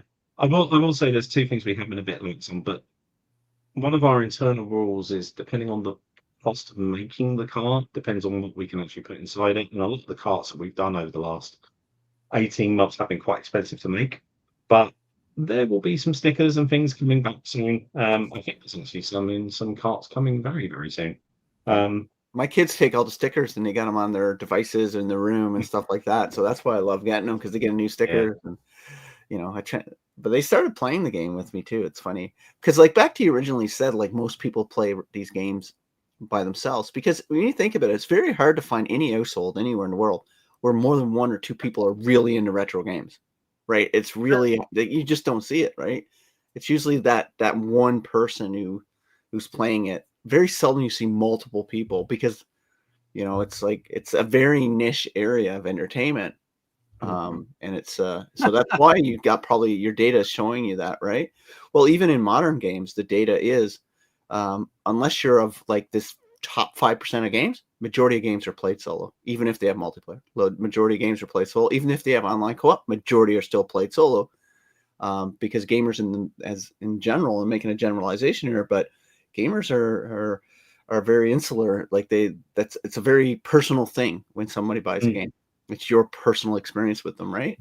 And to share it's usually you do that at communal places like arcades and game bars and stuff like that, right? Or trade events, right? Yeah. Probably the most multiplayer anybody's played at a game recently has been at a trade event, at a PRGE or something like that, where, you know, their buddies with them and they're playing the same game together, right? Yeah, no, exactly. And you end up with also looking at, you know, post-pandemic, post-lockdowns, everybody was kind of secured at home. So, you know, we don't really, we kind of haven't got out of that thing. And, you know, since that, I mean, have you tried trying to get people to organize a time for like half an hour for you to play a game of anything online? It's impossible. Only time I play multiplayer with my games is when my cousin comes in town, or I go to his place and we sit down and we just get a shoot 'em up, or we get a brawler and we just sit down, we finish the game, drink some beers. Sometimes I can get my kids to sit down and play with it, but like it's just you don't want to force it, right? But yeah, like, you know, that's the way it is now. Everybody's life's so busy. That's a good point. Everybody's selling shirts. We need to get some pants in here. No, but hoodies. no. But remember though, Everpants, like it's different in the UK. Like Everpants, what we would call like underwear, like not trousers. So I think he means like underwear. Yeah, pants. Oh yeah, pants probably means underwear. Yes. Yeah, I was like, I thought they were knickers. Not from the men. Oh. No, exactly. Well, maybe for some men, I don't know. That's it. Choices.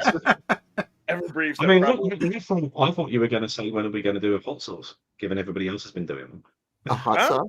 Oh yeah, no, you guys actually need hot sauce for your food, John. Your food is not the most. It's kind of bland, man. I have several hot sauces to the point that I need to rotate them out of my fridge, because, you know, I haven't used them all. There's some great ones, but I just haven't used them all. Yeah. But then again, like the ones that we really want to eat are the ones that are on Hot Ones, which you get, but we can't import them into the UK because it's too expensive to get from the US. Yeah. And yet all the ones that like Drew's just remembered is the Atari ones, and there are some Street Fighter ones. All of those sauces are made in the UK.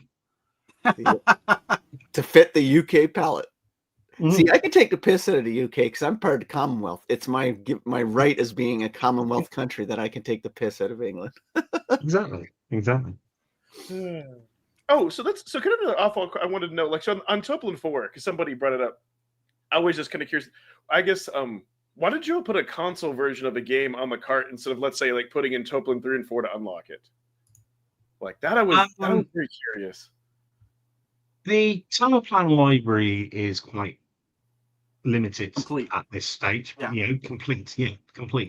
So we cannot put console versions of everything on there because, you know, Summer Plan are releasing their own console versions of the Mega Drive stuff in their own ways with other partners and things like that. So, you know, once you get to a point where you can only put so many things on, it's like, well, are people going to be happy if there's only X amount of games on the cart? Probably not. And we thought, well, we could combine it, but then that leaves a lot of handheld players without the ability to play that game. And they're good games with their own unique things, and a lot of people are like, right, well, why haven't you put the arcade version on there? And the truth is, we put the arcade version on Tower Plan 1. Now available. Sky Shark is Flying Shark. Stores near you. So it's a different way, it's a different experience. And we had done a console port before. I think by putting in Tower Plan 1 and 2, unlocked Twin Hawk's console version. Yeah. But that is also a console version that is good, but it's not on par with what you would say the arcade versions are anyway. And Sky Shark is one of those things. It's quite American, to be perfectly honest. I think Sky Shark, Tiger Heli, I think even Rally Bike might have got NES releases in the US quite wide. So we thought we'd bring something that might be recognizable out there, but it's also got a really good, unique factor in it, which is its soundtrack. Its soundtrack is really, really incredible. Yeah. Well, Gotcha. I just want to say one thing. I have a question about the Alpha. Well, two questions. Thanks for the idea of it came from me to create the Alpha, by the way. I've said 4 years ago, I said the ultimate thing is I want a 10-slot bar top from Evercade. You finally did it. But my question is it the reception been as the reception for you guys been what you predicted to be? Because it's a weird, it's a very interesting market to go into. It's an obvious one for Evercade, but like, as you guys felt the reception's been good. I'm just curious because like I always wanted it, didn't think you guys were going to do it because it is a logistic nightmare to create that piece of hardware. I mean, you got screens, it's big, it's giant, you got sticks, you did multiple version. Like, what's the reception been like for it?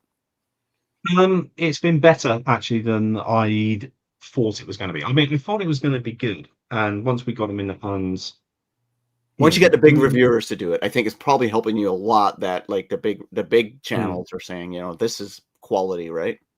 Yeah, I think when we were a little bit nervous, a tiny bit beforehand, everybody who had played them said how good it was, but people are always going to say that. And when we were at Gamescom and we had people there, we had people that have since reviewed them properly.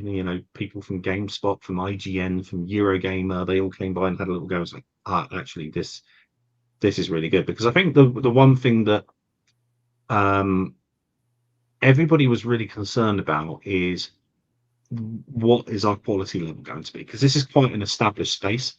Yeah, and I think my concern over any of this was, how do we get people to realize this is a new product and it's not just another bar top arcade that has been sold everywhere for the last 5 to 6 years? Because there are obviously going to be some similarities. The form factor, the games that run it, the licensing on some of these things, there is some crossover. But no, I think the reception has been really, really positive, more positive than I thought it would be. I think people are understanding of the price compared to what you get with other things. People have been very complimentary of the build quality. People have been very complimentary of the quality of the screen, which was something we worked on specifically. People are very positive about all the things where we've made some interesting things, like the design with the coin slots being the on-off button and the cart slots, and you got controls being good quality. You have your 2 Trojan horses, which I think you probably undersold in a lot of this. Is you got 2 slots that pretty much allows you to put all your arcade games are instantly available to be played on this. Plus the rather it'll vary how good the console games play on it, like from a controls perspective and computer collection. But I think that's your Trojan horse, is the fact that it comes with these 2 slots that allows you to open up another couple hundred games easily for players to enjoy, right? Yeah, I mean, a lot of reviewers have gone on this as arcade machine first, Evercade machine second, which I think is fine. They're all going to do that. Our messaging through all of this has very much been that it's, in fact, I can wheel off the tagline in some terrible marketing way for you. It's called time to change the game, because the idea was that you can literally change the game. Like the old Neo Geo back in the day, you were able to, they had 6 games in one. You were able to come in and bring your save files, stuff like that. It was really cool. Yeah, the memory. Exactly. So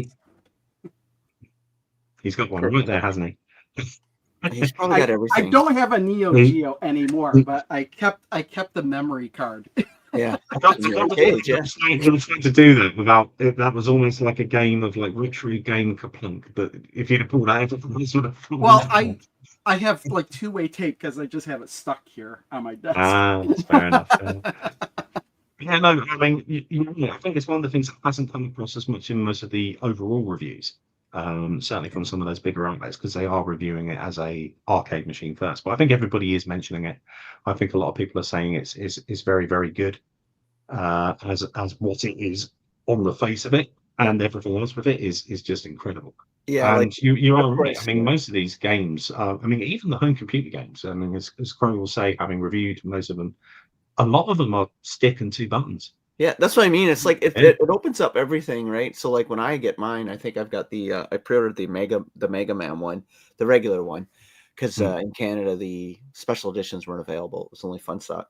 Yeah. And like that's all I see this for is the potential for me to play the entire library, because I mostly play this, right? Like this is my main jam for it. But yeah, that's right up my alley. I'm an NL guy. I'm a little like I didn't get into arcade one-ups. I didn't get into art like those barcades very much. But this is the one that says, oh yeah, it's more than just that. It's an actual Evercade kind of system, right? So I'm And pretty I excited. think because we've brought the Evercade experience to it, the UI and all of that kind of things, we've very much come at this from the point of view of what we're bringing you is an Evercade. Yes, it's a bar top arcade. Yes, it plays like all of those things and it plays it very well, but it's an Evercade. Yeah. And it's with sticks and buttons that are just as good as what you'll find at any arcade and stuff like that. So that's why I think it's really exciting, because people, like, we've all been wanting an arcade stick for the Evercade. This is, I think, even though arcade stick would still service a lot of VS players. I know. That's what I was gonna say. And something else that you may not know, if you are getting the Mega Man one, or if you're getting the Street Fighter one, is that there is support for 2 games that are free player. So Knights of the Round on Mega Man is the free player version. And if you go into the little 3 dots, the ellipsis menu, when you start up the game, you can activate it in free player mode. And what that will do is have one person being able to play the deck and both of your console controller ports in there, so you can play free player. The only other game, that one for Strider and Knights of the Round, 2 of my favorite games. Like I love both of those games, and I'm like, yeah, the Mega Man is good. I mean, I played the NES version of that's my jam, but I played them so much as a young kid. But the Knights of the Round and Strider, like, that's the jam for me. Yeah. See, I thought I was going to go down that road, but then I've realised actually what I want to do in my midlife crisis that's fast approaching is get good at Street Fighter. So yeah, good luck.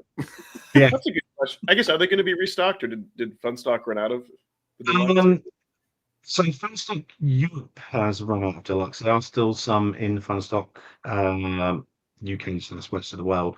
I think the idea is if the demand is there, then we are going to put through a lot more samples of it and see what we can do. But it's never been a limited edition product in that we're only going to make a certain amount of numbered ones. You know, the scope is there to order more, but we pretty much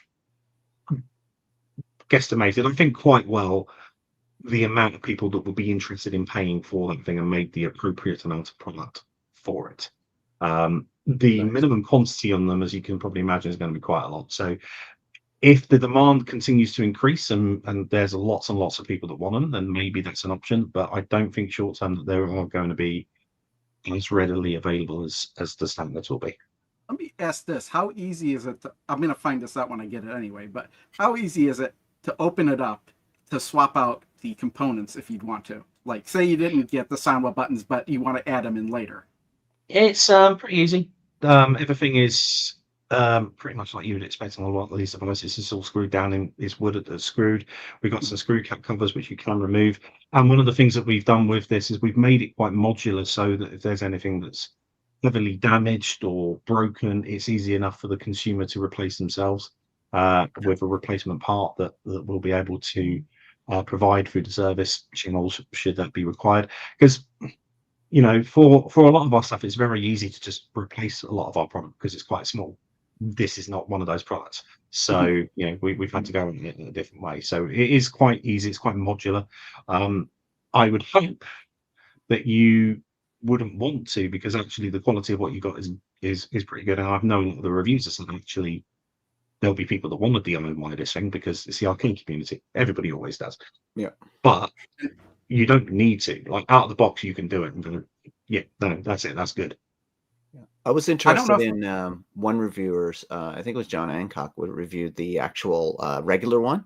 That was the one because I didn't get the Sanwa one. I got the regular one, and his feedback on that one was quite good. And you know, I do respect his opinion. So well, I can tell you, quality was good. Yeah, everybody that's out there has got the regular one. Yeah. There will be a couple of people that will have the deluxe one that I think are in the UK potentially when they get it, but everybody else that's out there is using the standard one. Oh, okay. I thought for sure for some reason Metal Jesus was using a deluxe one. I'm not. No. He just got both variants of it, but no, he's was also standard. So yeah. Okay, well, that's even more reassuring because all the feedback has been no build quality, no issues in that realm, which I kind of wasn't expecting. But you're entering a realm that you've not been in, and there's already been other people in that realm that's at success and with with build qualities and hit or miss, right? But yeah, if you're going to come to the party, you got to make sure you're wearing your best clothes, isn't it? Yeah. Exactly. I don't know if it's been mentioned anywhere, if anybody mentioned this in any videos, because I haven't watched any of them. What kind of gate is on the joystick? It is 8, and it's not switchable. So it's not. You can't swap it out if you can't do that. I know you can't swap the whole thing out, but I know something like I think the Taito Egret Mini actually had a little switch at the bottom where you can swap it from 8 to 4 and stuff like that.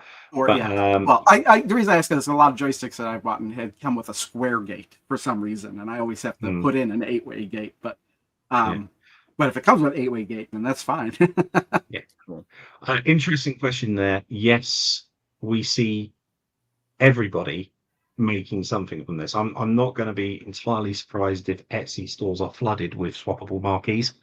Yeah. Like marquees for all these things. The deck protector was very much a conscious choice from us. We've got a nice coating over the deck to stop any real damage to it. Obviously, if somebody uses it a lot, things will happen. But I know previously in this arcade space, you either get a deck that has been quite low quality and it rubs after time, or people put that Perspex deck protector on the top. So people could potentially do that themselves if they wanted to. We've elected not to, but to try and treat that deck a bit better so that you don't get those problems. I can imagine somebody, just custom making their own deck. Right.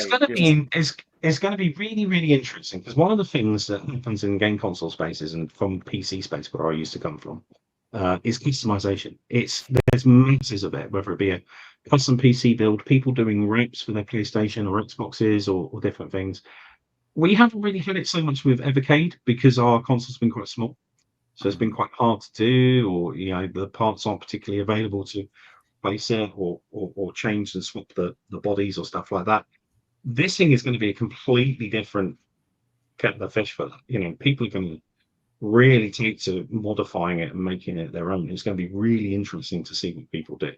Because with the units that are already out there for other companies, it became a bit of a, not a joke, but like the standard thing of get this unit, rip out his guts, put it in a Raspberry Pi, and then have fun.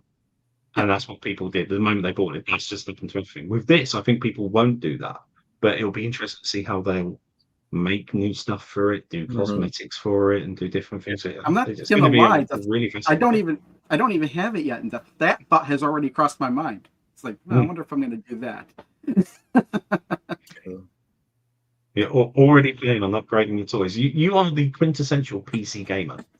You've made your PC. You want to see? I don't know if you do how bad I am, but I made this controller specifically to play pinball games, and I'm in the process now. I'm actually waiting in the mail today. I'm getting parts to build another one to upgrade this one. I don't know where he gets the time. I have no idea where he gets the time to go. He doesn't have kids. It's okay. Yeah. Yeah. Oh no, but no, it's good. It's great stuff, and yeah, I'm gonna be really, really interested to see what people come up with the Alpha and how people make it their own. It's going to be interesting. Well, I actually have to run. Speaking of kids, I have to go. But Sean, it was great catching up with you again. I should also probably go pretty soon as well, because I've got to go for my holiday tomorrow. So yeah, it's we appreciate your time. End of day for you over there. So, but I need to really go. I'm being very British and getting some fish and chips in a minute. So. Oh, nice. Oh, I might go get some fish and chips. We have a couple good fish and chip shops here that are owned by Brits, and even the British people I work with told me it's like good, so I might go check it out. So nice. That's good. Yeah, I gotta go. Bye, everybody. But yeah, Sean, we really appreciate you coming on and taking your time and all that. And this has been awesome, and hopefully this has opened the lines of communication and whatnot and all that. Yeah, I mean, like I say, I mean, when we're saying about the community stuff, I'm always free if people want to reach out on our socials and all those kind of things. We always do that. I'll always be happy to join for a podcast or something like that where I can, as long as I'm available. And it's been a very long, busy year, and a lot of our resources have been pulled to and from in what we're doing, and also making sure that we are there at the right times to say some things. It's getting to that point now that I can begin to put my feet up for about 1 week before I start going on to 2025. So that's good. That's good. All over again. That's good, man. Yeah. So yeah, thanks so much again for coming on. Coming on here. We'll definitely have to have you back at least every 6 months or something, maybe sooner, depending on a few times. I'm going to show you do your show. We'll all sit back and watch it, and it's great. So I figure no, it's great to hear your insight, because I have my own suspicions, and I'm just always curious what you all are thinking, and all that. No, I just want to say, even though I know something like Evercade Alpha isn't for me, I want it to be successful, because then you all will be successul, and I know there is a niche market out there and all that. So it was awesome to get some insight on that. And that's one thing to say about all of this. Just because we do one thing doesn't mean we stop doing another. All of these things are part of the whole thing. And I know there's always a tendency to find spirograph in straight lines sometimes, but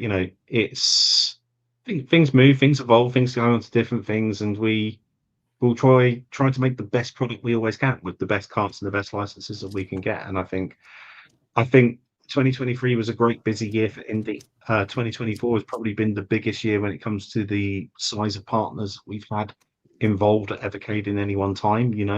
Within the whole family, you've got Capcom, Kaito, Crystal Dynamics with Tomb Raider and Legacy of Kain. Atari are back on board. We got Double Dragon on board. We've got some great classic stuff from Data East again on the arcades. We've got Turplan. The names that we've got attached to our partnerships right now are really, really huge, and not just hyper focusing on one or two. It's everyone, and that's what we've always done, and I think that's what we're going to continue to do. And obviously, of course, we've still got Duke Nukem on sale and stuff like that, and things. New partners will obviously come in over time as well. So. Yeah, I think this has been really, really good years. The last 2 years, certainly, with what we've been able to offer. I think we're getting to a place where we'll be able to offer it more regularly and more conveniently to people, and that's what we're trying to work on more for 2025. And I think there'll be some pleasant surprises for everybody when it comes to next year.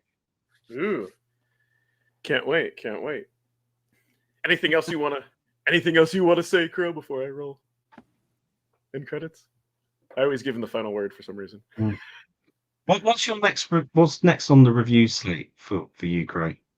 Oh, I'm working on Sunsoft Collection 2. I'm halfway through it, but I haven't touched it in 2 weeks because I went to Pinball Expo, and then I bought an At Games Legends Pinball 4K, and now I'm building another controller, and also Vampire Survivors had come out with the Castlevania, and I've only been playing that since it came out. Obviously everybody's in the chat now. In fact, I'm still playing it. No, that's those reviews are quintessential. The work that you do in your reviews is great, and everybody absolutely loves them. And I don't know how I got to the point. where I just like I at first I didn't play through the games, and then all of a sudden I was like, okay, and then I was like, oh, I made it through like one game, and I was like, then all of a sudden I'm like, oh, I'm gonna try and play all these games all the way through, and it, like even some of the games take like like the Legend of Wukong. I think I played that for 2 weeks, and I hated that game. That's what it's like when you review games. Everybody thinks that reviewing games is a great job. It's like, yeah, but sometimes and someplace everybody's got to review Dungeon Keeper on iOS, you know, or something like that. If I could have stopped playing it, and I've done that to certain games, but like with that game in particular, I kept waiting to see if it got better. And you're still waiting for yourself, I'm assuming. Well, I had to see. Well, like, if what's the end like? And that's this ending is terrible too. I really didn't like that game. No. And yet I spent 2 weeks playing it. Everybody's got their own taste. Everybody's got their own taste. Yeah, definitely. Definitely. Cool. No, that's all awesome. Again, thanks so much, Sean. We'll go ahead and call it here. And thanks so much, everyone, for tuning in.